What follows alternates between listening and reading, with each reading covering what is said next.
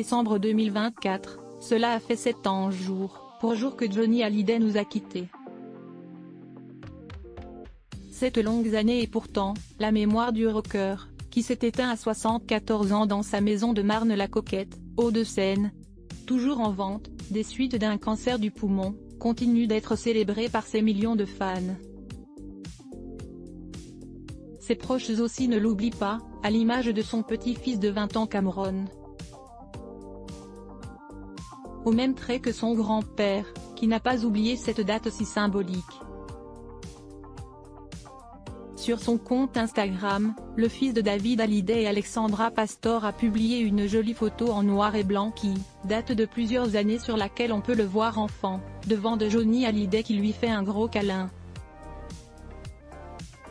De son côté, son ancienne femme, Sylvie Vartan, a dévoilé de précieux clichés de la jeunesse du rocker sur ses réseaux sociaux, tout en ajoutant un cœur blanc ainsi qu'un cœur brisé en légende.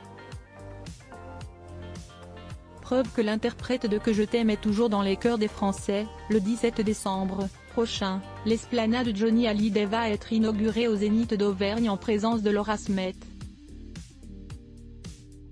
La fille qu'il a eue avec Nathalie Baye a accordé une interview à Paris Match dans laquelle elle revient sur la période où les deux stars vivaient ensemble dans leur hameau paisible dans la Creuse.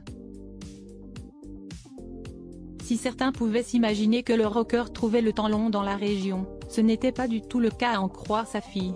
Oui, ça fait bizarre de savoir Johnny Hallyday en Creuse, mais en même temps, il était vraiment très heureux, confie Laura Smet, avant d'en dire plus sur ses années et ses moments passés dans cette région paisible. C'était en Creuse, dans la maison de ma mère. Il y avait quelque chose d'authentique. Point. Figurez-vous qu'il était vraiment heureux là-bas parce qu'on lui foutait la paix pour une fois.